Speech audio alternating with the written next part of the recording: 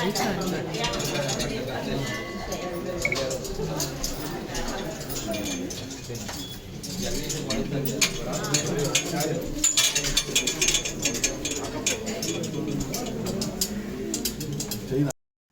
Friends, welcome back to my YouTube channel. ಯಾರೆಲ್ಲ ಈ ಲಾಗ್ನ first time ನೋಡ್ತಾ ಇದ್ದೀರಾ, ದಯವಿಟ್ಟು ಸಬ್ಸ್ಕ್ರೈಬ್ ಮಾಡಿ, ಲೈಕ್ ಮಾಡಿ, ಕಮೆಂಟ್ ಮಾಡಿ, ಹಾಗೆ ಶೇರ್ ಕೂಡ ಮಾಡಿ.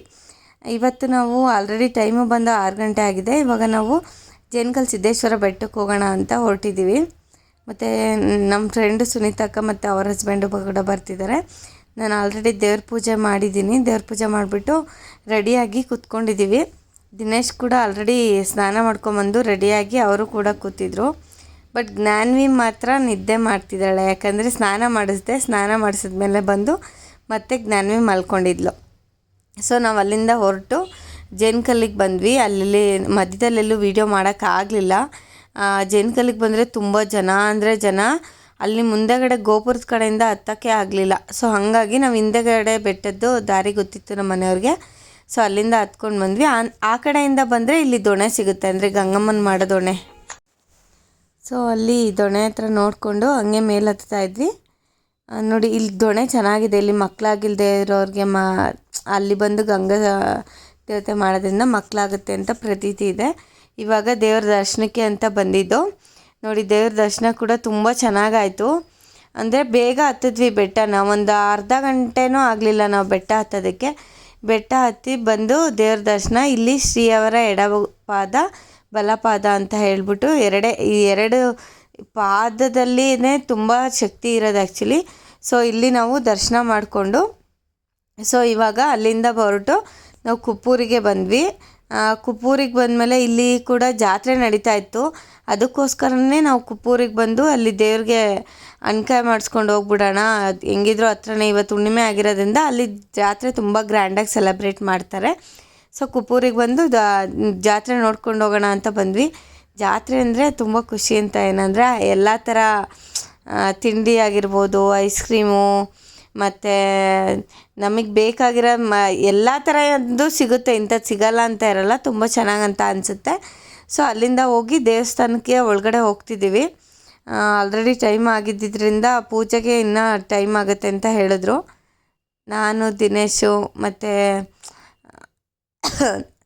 ಸುನೀತಕ್ಕ ಮತ್ತು ಅವ್ರ ಹಸ್ಬೆಂಡು ಇತ್ತು ಅಂತ ಅವ್ರ ಮಗ ಬಂದಿದೆ. ಎಲ್ಲರೂ ಹೋಗಿದ್ವಿ ನಾವು.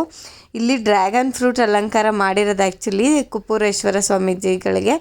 ಈಗ ಈ ದೇವರಿಗೆ ತರುಣ್, ಸುಧೀರ್ ಮತ್ತು ಸೋನಾಲ್ ಮತ್ತು ದೊಡ್ಡಣ್ಣ ಇವರೆಲ್ಲರೂ ಕೂಡ ನಡ್ಕೊತಾರೆ ಅಂತ ನನಗೆ ಇವತ್ತೇ ಗೊತ್ತಾಗಿದ್ದು.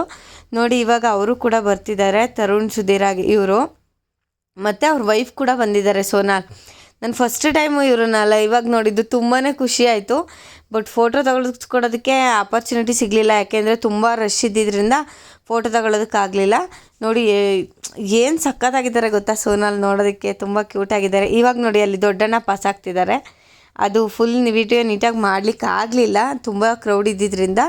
ಅವ್ರನ್ನ ಟಚ್ ಮಾಡೋಕ್ಕೂ ಬಿಡಲ್ಲ ಅಲ್ಲಿ, ಅಷ್ಟು ಸೆಕ್ಯೂರಿಟಿ. ಈಗ ಆಲ್ರೆಡಿ ಹೊರಟ್ರು ಅವರು. ಅಲ್ಲಿ ದೇವ್ರ ದರ್ಶನ ಮಾಡಿಕೊಂಡು ಅಲ್ಲಿ ಗುರುಗಳ ಹತ್ರ ಆಶೀರ್ವಾದ ತೊಗೊಂಡು ಆಲ್ರೆಡಿ ಅವರು ಹೋಗ್ತಿದ್ದಾರೆ. ಅಲ್ಲಿ ಭಾಷಣಕ್ಕೆ ರೆಡಿ ಮಾಡಿದ್ದಾರೆ. ಭಾಷಣ ಇದೆ ಅಂತ ಹೇಳ್ಬಿಟ್ಟು ರೆಡಿ ಮಾಡಿದರು. ಸೊ ಅಲ್ಲಿಗೆ ಹೋಗ್ತಾ ಇದ್ದಾರೆ ಅವರೆಲ್ಲರೂ ಕೂಡ. ಆ ಲಾಗ್ನ ಅಲ್ಲಿ ಚೆನ್ನಾಗಿ ಕ್ಲಿಯರಾಗಿ ತೆಗಿಯೋದಕ್ಕೆ ಆಗಲಿಲ್ಲ ನನಗೆ.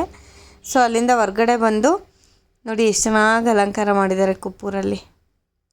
ಶ್ರೀ ಕುಪ್ಪೂರು ಮರುಳ ಸಿದ್ದೇಶ್ವರ ಸ್ವಾಮಿ ಅಂತ ಹೇಳ್ಬಿಟ್ಟು ತುಂಬ ಚೆನ್ನಾಗಿ ನಡೆಯುತ್ತೆ. ಸೊ ಅಲ್ಲಿಂದ ಬಂದು ಇಲ್ಲಿ ಜ್ಞಾನ್ವಿಗೆ ಏನಾದರೂ ಬೇಕಂದರೆ ಕೊಡ್ಸೋಣ ಅಂತ ಬಂದ್ವಿ. ಅದಾದಮೇಲೆ ಪುರಿ ಖಾರನೂ ತೊಗೊಬೇಕಿತ್ತು. ಅದಕ್ಕಿಂತ ಮುಂಚೆ ಜ್ಞಾನ್ವಿಗೆ ಏನೋ ಕೊಡಿಸ್ಬೇಕು ಅಂತ ಅಂದ್ಲಲ್ಲ ಅಂತ ಬಂದಿದ್ದೆ ವಾಚ್ ತೊಗೊಳಕ್ಕೆ. ಅವಳೇ ಹೇಳ್ತಿದ್ದಾಳೆ, ಇವರು ಅವ್ರ ಫ್ರೆಂಡು, ನಮ್ಮ ಮನೆಯವ್ರ ಫ್ರೆಂಡು. ಸೊ ಅಲ್ಲೇ ಪುರಿ ಖಾರ ಹಾಕ್ಸ್ಕೊಳ್ಳೋಣ ಅಂತ ಪುರಿ ಖಾರನ ತೊಗೊಂಡ್ವಿ. ಪುರಿ ದೊಡ್ಡದು ಒಂದು 10 ಲೀಟರ್ಸ್ದು ದೊಡ್ಡ ಪಾಕೆಟೇ ತೊಗೊಂಡೆ. ಮತ್ತು ಖಾರ ಇದೆಲ್ಲ ಚೆನ್ನಾಗಿರುತ್ತೆ ಅಂತ ಹೇಳ್ಬಿಟ್ಟು ಫುಲ್ ಮಿಕ್ಸ್ ಮಾಡಿ ತೊಗೊಂಡ್ವಿ ನಾವು.